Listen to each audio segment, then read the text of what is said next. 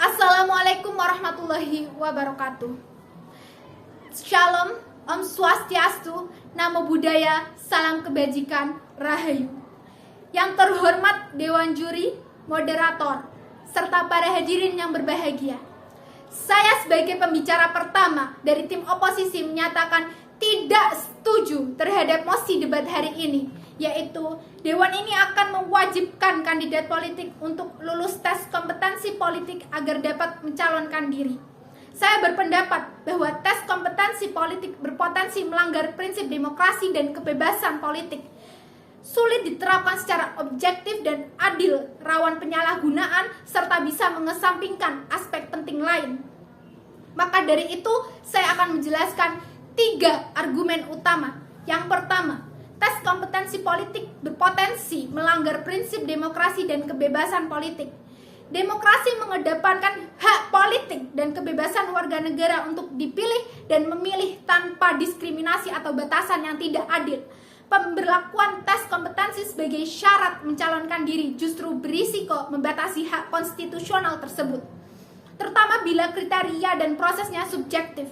Hal ini dapat mempersempit pluralisme politik dan mengurangi representasi kelompok-kelompok marginal sehingga kualitas demokrasi menurun. Menurut data Freedom House 2023 menunjukkan bahwa pembatasan hak politik melalui tes berbasis kriteria subjektif dikaitkan dengan menurunnya kebebasan politik dan kualitas demokrasi. Menurut studi Journal of Democracy 2022 menyatakan sistem tes politik rentan digunakan oleh rezim otoriter untuk menyaring lawan politik, menghambat persaingan ketat. Komisi Pemilihan Umum Indonesia 2024 melaporkan bahwa persyaratan administratif tambahan mengurangi partisipasi calon dari kelompok marginal dan menurunkan keberagaman representatif politik. Contoh nyatanya, negara seperti Myanmar dan Turkmenistan menggunakan tes kompetensi politik sebagai alat kontrol yang melemahkan demokrasi dengan mendominasi kekuasaan melalui partai tunggal. Di Filipina, penerapan sistem yang membatasi kandidat berdasarkan kriteria tertentu, termasuk tes atau persyaratan administratif ketat, telah menjadi alat untuk mempertahankan kekuasaan oleh kelompok dinasti tertentu. Hal ini mengakibatkan keterbatasan akses bagi calon independen atau dari kelompok minoritas, mengurangi kompetensi politik sehat serta pluralisme dan semakin memperlemah demokrasi di sana. Argumen yang kedua, tes kompetensi politik sulit diterapkan secara objektif, adil, dan rawan penyalahgunaan. Penetapan kriteria dan pelaksanaan tes kompetensi sangat rawan dipengaruhi oleh kepentingan politik kelompok dominan. Proses tersebut tidak transparan dan sulit dipastikan adil, sehingga berpotensi menjadi alat diskriminasi calon-calon oposisi yang berpotensi. Hal ini malah melemahkan demokrasi dengan menghilangkan keberagaman suara dan pilihan masyarakat. Penelitian International Political Studies Quarterly 2023 menyatakan kriteria dan pelaksanaan tes politik sering tunduk pada kepentingan kelompok penguasa. Transparency International 2021 melaporkan penyalahgunaan tes sebagai alat diskriminasi terhadap oposisi di beberapa negara berkembang. Survei LIPI 2022 menyebut sulitnya merancang tes politik yang mengukur kompetensi secara adil dan komprehensif. Contoh nyatanya di Venezuela, aturan semacam ini digunakan untuk mengesampingkan kandidat oposisi yang memiliki dukungan rakyat, memperparah konsentrasi kekuasaan. Di Rusia sejak 2012, pemerintahan menerapkan serangkaian ujian dan persyaratan administratif yang ketat bagi calon legislatif dan gubernur. Kebijakan ini sering dikritik sebagai alat untuk mendiskualifikasi kandidat oposisi dan memperkuat dominasi partai yang berkuasa, sehingga mengurangi pluralisme politik dan menghambat persaingan demokrasi yang sehat.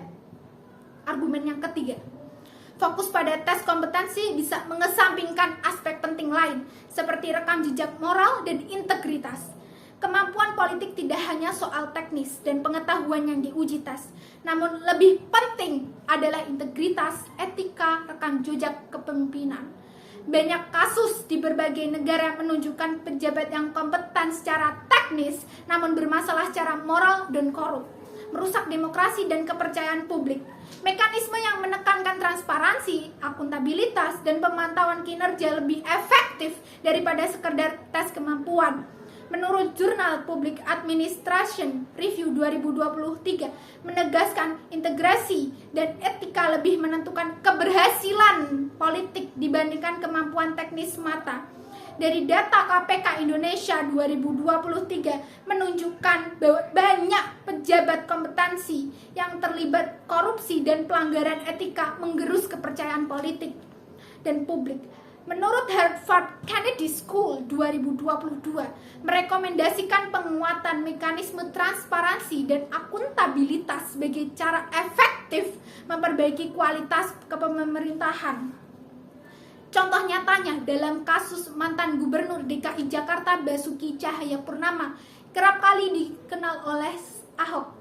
Meski memiliki kompetensi dan kinerja yang relatif baik dalam pengelolaan pemerintah, ia memiliki sasaran serangan politis yang lebih terikat dan terkait isu integritas dan moralitas yang dikapitalisasi oleh lawan politiknya. Hal ini menunjukkan betapa aspek integritas dan persepsi moralitas bisa sangat mempengaruhi karir politik, dan tes kompetensi teknis saja tidak cukup menjamin keberhasilan dan keadilan dalam politik. Dari argumen dan data yang saya jabarkan dapat disimpulkan bahwa penerapan tes kompetensi politik dapat merusak prinsip demokrasi, sulit diterapkan secara adil, serta mengabaikan nilai-nilai penting lain seperti integritas. Oleh karena itu, saya tegaskan kembali, saya tidak setuju terhadap mosi hari ini, yaitu Dewan ini akan mewajibkan kandidat politik untuk lulus tes kompetensi politik agar dapat mencalonkan diri. Sekian dan terima kasih. Wassalamualaikum warahmatullahi wabarakatuh.